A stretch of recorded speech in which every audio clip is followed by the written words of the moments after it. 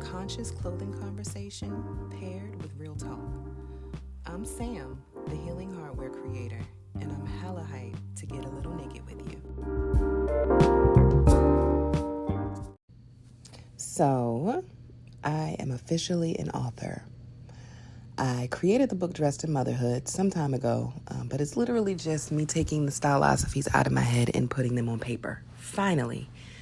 My approach to the style space has been different, and as I've been exploring and learning and thinking about this, I recognize that my approach is definitely different than a lot of others that I've experienced. And my intention behind this book was to create a soft space to discuss style and to help people excavate their true dopeness. And while I have absolutely dedicated this book to Black women first because I identify as a Black woman, this is something that is available to all people who want to see themselves in a different light, more positively, and just take their time with themselves and be kind to themselves through clothing. So I'm excited to share with you a little bit more about the Dressed in Motherhood journey, how we got here, and what's been happening since I've been sharing with the world. All right, so in true style therapy form, I wanted to share what I am wearing today, and it is absolutely a muumuu type situation. I feel like the fabric is maybe from the motherland, Africa. I'm not sure specifically what region, but definitely has a very unique texture and fabric treatment that I've only seen in that part of the world. So, and I just ripped something. Damn it. Oh, well, we'll figure that out later.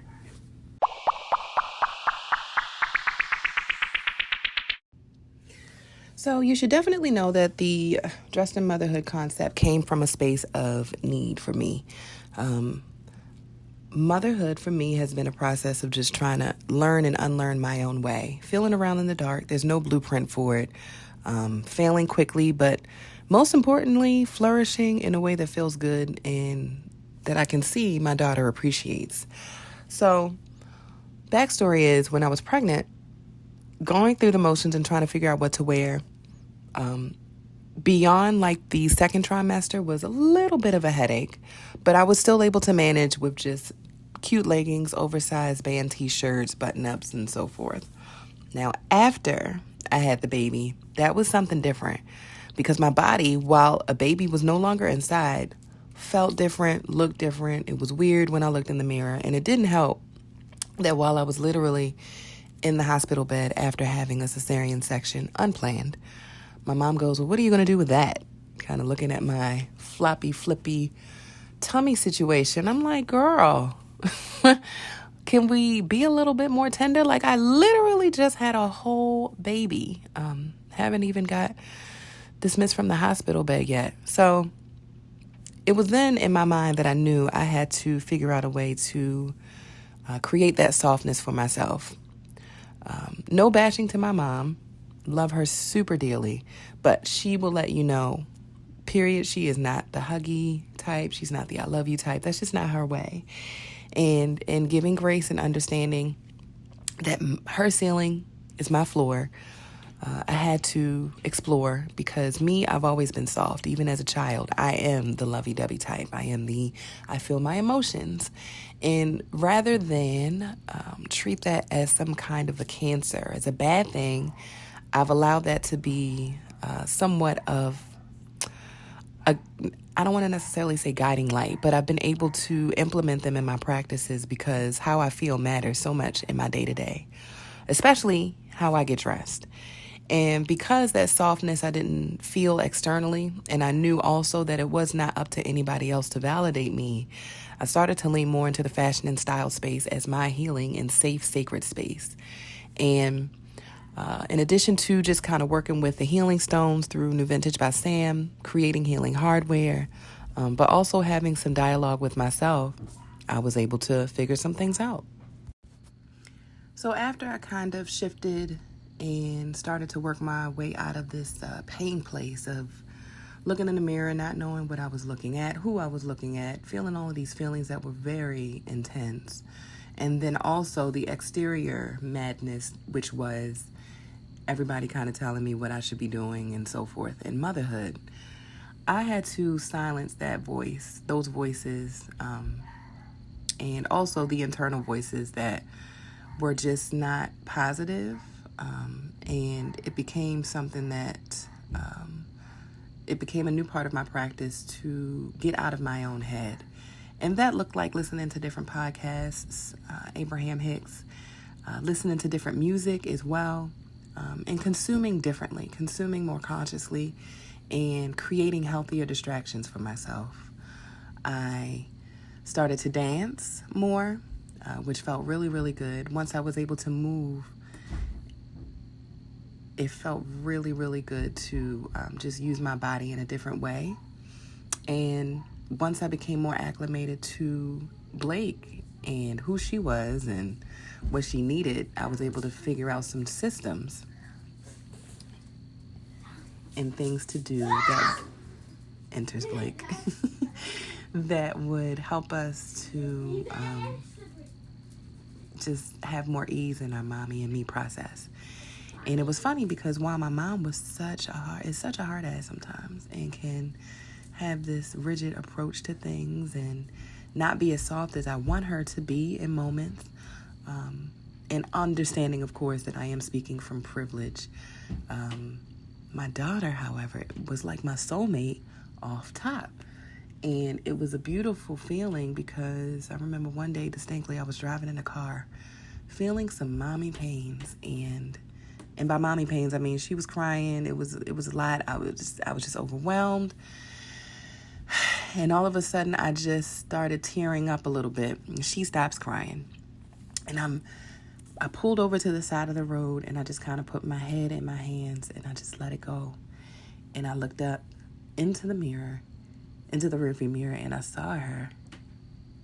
And her eyes were looking and locked dead on me. And then it was almost like she was just giving me this hug. It was the sweetest thing ever. And I'm getting a little teary-eyed now because shit was hard, bro. It was very hard. And trying to understand and trying to figure out my new self was like foggy as hell. So enters Tri-City Singers, Speak Over Yourself, which is a gospel song that I played in and day out. And the song, the lyrics of it, they just really kind of resonate and touch me in a way that I could not even imagine. Sometimes God just uses people's songs to speak a word into you. And that's exactly what that song did for me.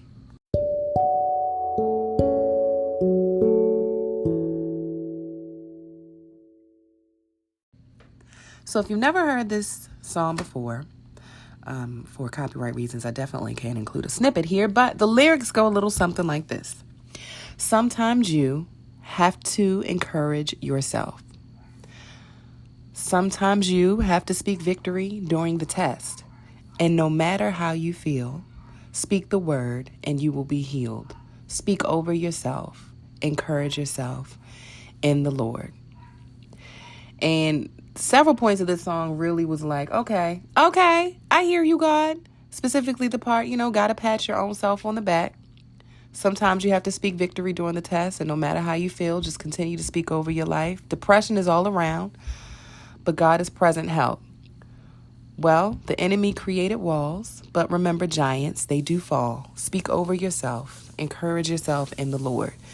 Now, for me, I think I've shared this before, but I'm not the most religious person. I've grown up in the Baptist environment. I've attended African Methodist Episcopal Church, so I absolutely have those roots, and I am not going to forego those prayers of my ancestors that have brought me to this place. But I am for sure more of a spiritual person. Because I understand that energy is everywhere. It's in everything that we do. And can't just go to church on a Sunday and continue to act like trash during the week. Those practices are something that you have to carry through. So for me, I rest on spirituality. But this song was it. It was it. It was something that I needed to hear on replay, because we forget oftentimes that it is up to us to speak over ourselves, to fill ourselves up with what we need to move forward and to, to keep going.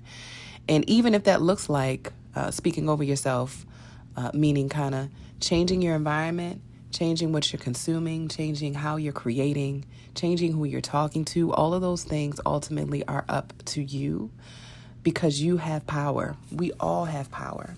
We all have an opportunity to shine in our respective light, but sometimes we forget about our power and we seek externally for validation through other things and through other means.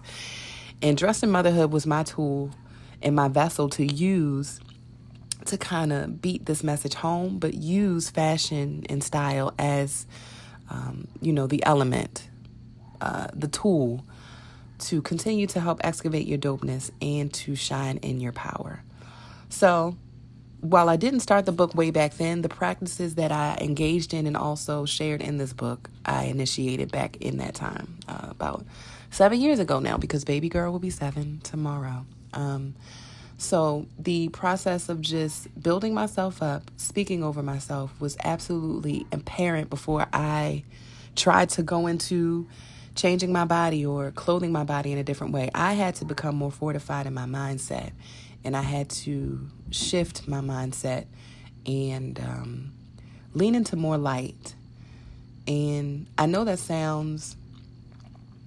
maybe that sounds a little hippie or just, I don't know how that sounds, but for me, that was the only way. I couldn't continue to rest and wallow in the muck. I didn't want to continue to sling shit around. I didn't want to continue to reflect on what wasn't or what I didn't have or how my mom didn't talk to me softly or how I was getting a hard time about breastfeeding. I could not live in that space. It was up to me to decide it's up to you, baby girl. And as I looked at my daughter in the rearview mirror in her eyes and we locked eyes, I knew that I had an opportunity here. And this was to show her the kind of woman that I want her to be through me living demonstratively and me just being a representation and me saving myself.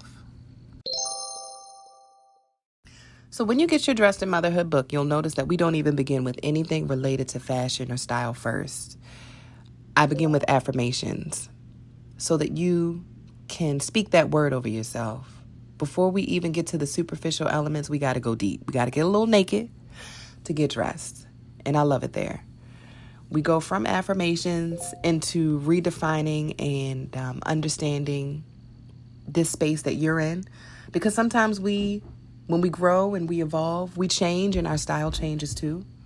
So I like to say that this book is dedicated to anybody going through a shift, changing a job, a new mom, an OG mom, somebody who is maybe going through a breakup or going through a shift and change in location. All of these are spaces where it requires you to kind of get into a different headspace. And you have to be patient with yourself during the process of change.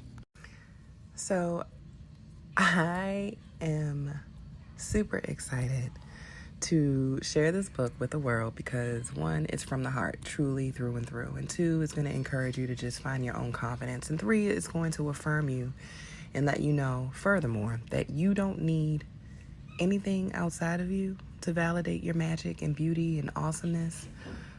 And sometimes you just got to shut those external things off. You got to log off social media. You got to turn off the news. You got to quiet your mind. Maybe you have to get from around some people also who just have nothing positive to say.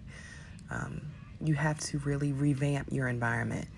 And while style and fashion is, it's a superficial element, it's clothing we wear every single day. And most people have just been getting themselves dressed for as long as they can remember. I just want folks to take a more delicate approach and have more conscious clothing conversations and think about things in a more holistic sense as it pertains to how you adorn your body. And this conversation has been. It's always been in my mind. It's always been on my heart. But now I'm finally finding the language to be able to share that with the world. And I'm so excited because when I show up to these events and when I'm sharing my story, and most importantly, when I'm sharing the inspiration behind the book, I get a lot of mm-hms and yes and amens. And I I feel it. And also, as I share with like the youth, the teenagers, teenage girls specifically, also see something go off in their minds as well. So I am talking my shit right now as the pioneer of this self-care through style space. If you don't know, now you know. That's why style therapy is a thing, because we can heal ourselves through clothing. It's not just about the designer labels. It's not just about the latest trends. It's about you discovering who you are, one segment at a time, one experience at a time, one learning lesson at a time, and as it pertains to my ministry, one garment at a time. Now look at me. In my haste, I definitely did not go through the Let's Get Stone. And because I'm now revisiting this, I don't even remember what I was wearing that day, but I can tell you that I have been wearing my Eye of Peace, which is the signature logo of New Vintage by Sam. Now, the logo holds space as a symbol of tranquility, strength, and fortification. I'm very adamant about just changing the narrative on things. So it looks, some folks will call it an evil eye. I designed it to be not that. The pyramid design here represents both the feminine and masculine energy. And my hope is that folks will look at it and see that there is strength and self awareness in remaining open. So visit www.newvintagebysam.com today and you can see the logo, the Eye of Peace.